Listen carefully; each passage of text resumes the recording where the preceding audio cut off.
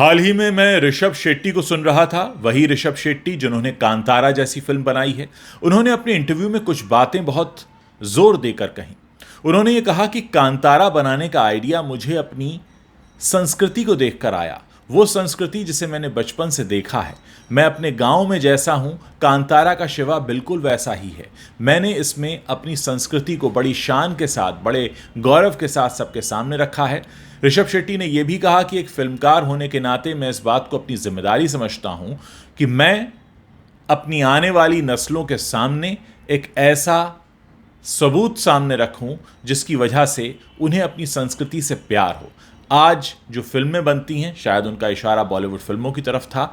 उन्होंने साफ कहा कि उन फिल्मों में हमारी संस्कृति के दर्शन नहीं होते। जब हम अपनी संस्कृति को बताएंगे ही नहीं, जब हमारी जो युवा पीढ़ी है हमारी संस्कृति को जान ही नहीं पाएगी, तो फिर हम कैसे एक्सपेक्ट कर सकते हैं कि वो आने वाले दिनों में उस संस्कृति को आगे लेकर जाए या खुद को उससे जुड़ा हुआ महसूस करे। ऋषभ शेट्टी ने यह भी कहा, जब उनसे पूछा गया कि क्या आपको उन पुराने दिनों की यादें सताती हैं जब आप बॉलीवुड फिल्म के किसी प्रोड्यूसर के यहाँ उसकी गाड़ी चलाते थे, या आप क्लैप बॉय बने हुए थे, या आप असिस्टेंट डायरेक्टर बने हुए थे ताकि आपको 2 वक्त का खाना मिल जाए। जिसका जवाब बड़ी खूबसूरती से ऋषभ शेट्टी ने दिया।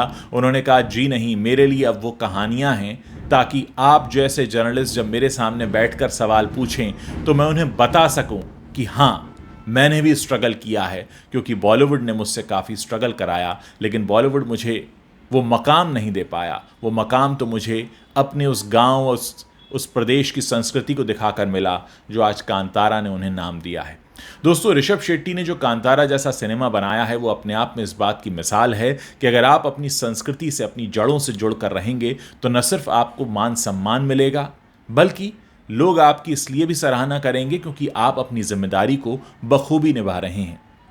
आज ऋषभ शेट्टी को इसीलिए पसंद किया जा रहा है क्योंकि उन्होंने किसी दूसरे का नकल टीप कर नहीं रखा है बॉलीवुड की तरह, बल्कि वो अपने गांव की संस्कृति को बड़े पर्दे पर लेकर आए हैं। आज उन्होंने सबके सामने ये मिसाल पेश की है कि अगर आप अपनी चीज़ों से जुड़कर रहते हैं, अगर आप खुद से जुड़कर रहते हैं, अपने देश की संस्कृति को आगे ले जाते हैं, तो फिर आपको कामयाबी मिलने से कोई रोक नहीं सकता।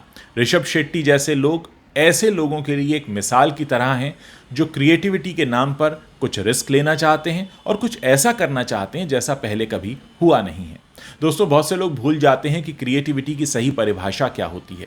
असल में क्रिएटिविटी उस नएपन का नाम है, उस नए प्रयोग का नाम है जो आप अपनी ओरिजिनलिटी को सामने रखकर करते हैं। अगर आप किसी को नकल करके कुछ बना रहे हैं, यानी आप कोई ऐसी फिल्म बना रहे हैं जो किसी का रीमेक है, एडॉप्टेड है, तो माफ़ कीजिएगा, उसे क्रिएटिविटी नहीं कहा जाता, उसे पैसा कमाने का साधन कहा जा सकता है। लेकिन क्रिएटिविटी के नाम पर कांतारा जैसी फिल्म बनाकर ऋषभ शेट्टी ने जो किया है वो पूरे देश के लिए इसीलिए मिसाल है ताकि उन्हीं की तरह जो हमारे देश के युवा फिल्म मेकर्स हैं, जो युवा कलाकार हैं, वो कुछ नया करने का साहस करें।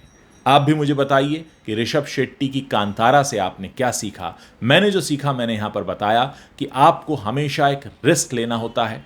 क्रिएटिविटी में रिस्क सबसे पहले होता है, क्योंकि अगर आप वो करेंगे जो पहले कभी नहीं हुआ है तो उसके सक्सेसफुल होने के चांसेस सबसे ज़्यादा होते हैं, क्योंकि आप तो जानते ही नहीं हैं कि शायद लोग उसी का इंतज़ार कर रहे हों।